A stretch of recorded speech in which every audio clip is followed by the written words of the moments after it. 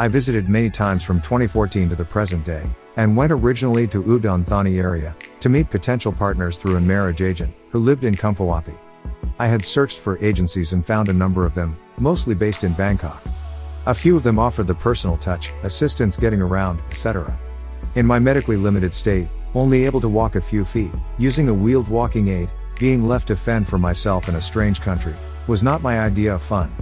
So, while the chosen agency was a long journey, it was ideal for offering the things I wanted. A lot of people have done this DIY, using dating websites, but in my experiences, gained in the previous 2 years from the Ukraine and Russian trips, doing it yourself was risky. My journey began in October 2014 when I made the first of many trips to Khon Kaen via Bangkok, Suvarnabhumi Airport. The 16-hour journey started in London Heathrow, where the night flight was just the beginning of the adventure. I was flying with EVA Air, having tried to look for flights myself and discovering the whole concept was a nightmare. I eventually settled for booking the whole caboodle with Dial, a flight travel agent. It wasn't difficult getting to Bangkok because there were many airlines going there, it was coordinating with the internal flight to Udon Thani that was the issue. Because the timing of said flights needed to allow time for baggage collection and also check-in for the next flight. Despite being told the extra check-in was unnecessary, that information was mostly incorrect and became a time-consuming element of the journey, especially because I had taken my rollator and had wheelchair assistance. The London Heathrow T2N was fairly okay with check-in via the massed row of airline check-in desks, although people are supposed to book in via the machines. I was in the Economy Plus section, having decided to go this route on a what the heck you only live once basis, so was sent through to the quieter check-in desks at the back of the huge hall. I was then directed to the special assistance area where I was processed, and then wheeled through to the initial boarding card check, then the obligatory X-ray and scanning area. I had no idea about tablets and phones, so had left them in the hand baggage, only to be delayed while they got me to open the bag and retrieve my tablet for separate scanning. Being in a wheelchair, you're given a personal scan and light frisk, and you're supposed to remove your shoes, but I never do, claiming I can't get them back on, which is partly true, but on a subsequent trip I noticed there was now a shoehorn available, so we'll need to play it cool on future trips and not protest too much. At disabled check-in gate at 34 I was left to wait for transfer to the gate, but I always like to go off and walk around a lot because it's a long flight to be sat down. I try to take the wheelchair, in the absence of my rollator that was put into baggage, as this gives me stability and somewhere to put my bags, much to the surprise of the staff, who are amused at this situation, seeing me wander off pushing the chair that they brought me in. Later, the staff take you on the beep buggy a long way to the real gate to wait for boarding. I had previously walked from the plane to the main exit after I discovered no assistance was waiting at the aircraft, and I could not hang around because a taxi was picking me up. I don't recall the flight, but I know I was a lot fitter then. Even so, it nearly killed me. Nowadays I always wait for help. But if there are problems, it is usually the UKN where I experience issues. EVA Air was great, and the extra cash I paid gave me a bigger seat and different meals.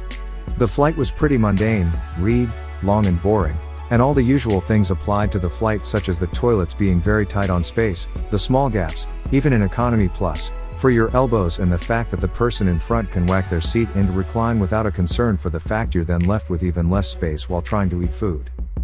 Bangkok has 2 airports, but the main one is where I landed and would subsequently depart for the hour-long internal flight.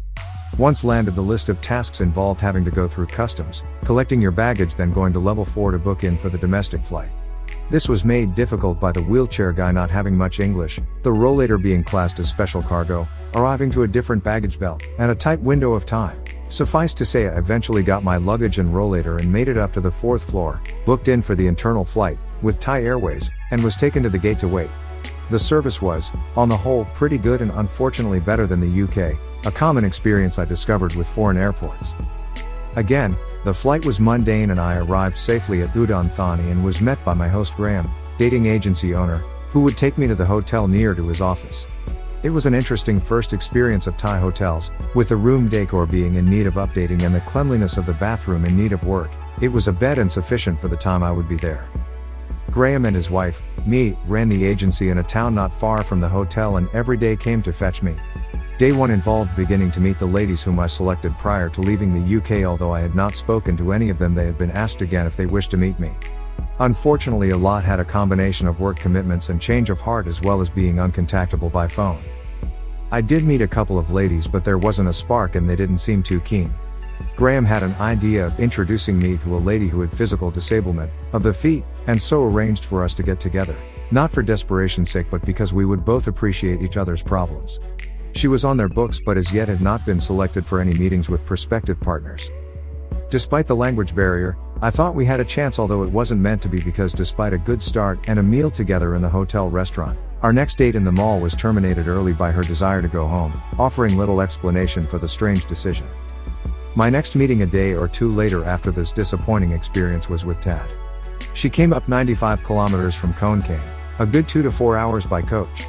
What is more, she did the journey 3 times in all, twice for afternoon dates with me and the last for 4 days in Udon Thani. We did hit it off during our time together, doing quite a lot of activities, including going to the mall and to a temple, plus delicious meals in the restaurant.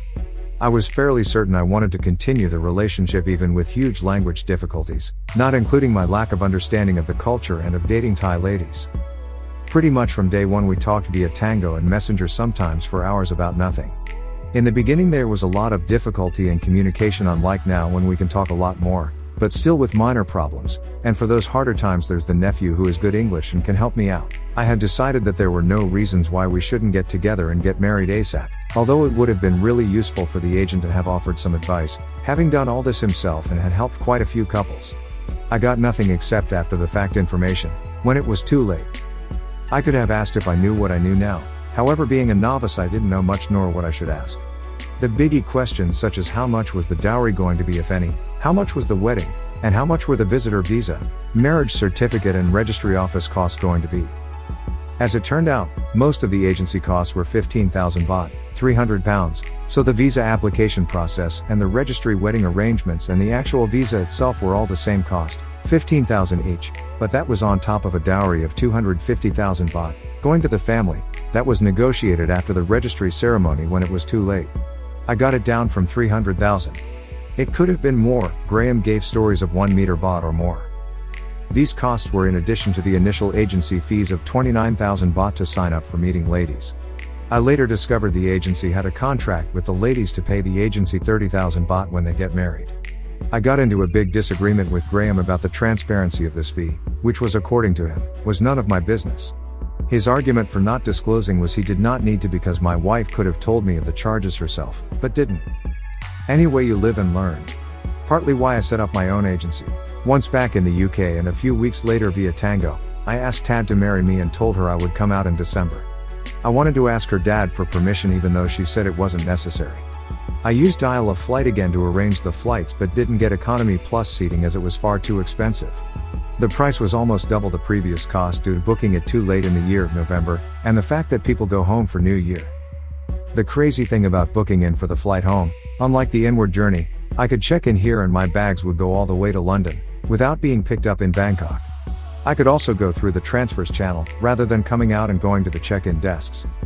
This was because Udon Thani was an international airport and could check in people for the entire route, unlike Khon Kaen where you cannot. So, I went back to Khon Kaen in December 2014 and had a wonderful time. I met with the family members for the first time, and was accepted. I met Tad's mum and dad, and kept my promise of asking the dad for permission to marry. He was extremely happy to accept me into their family. Obviously, the skeptics and jealous people will say it was because I was a foreigner and had money. There are stories of foreign men being stripped of their wealth by unscrupulous ladies, to pay for sick buffalo, and other things. During the month, which included Christmas, I had brought with me a gift for every family member. Myself and Tad made the trip to Bangkok and the registry office, where we legally married on January 7, 2015. This was the day before I returned to the UK. I went back in April for the Thai wedding, and this was the start of our life together, although that is another story.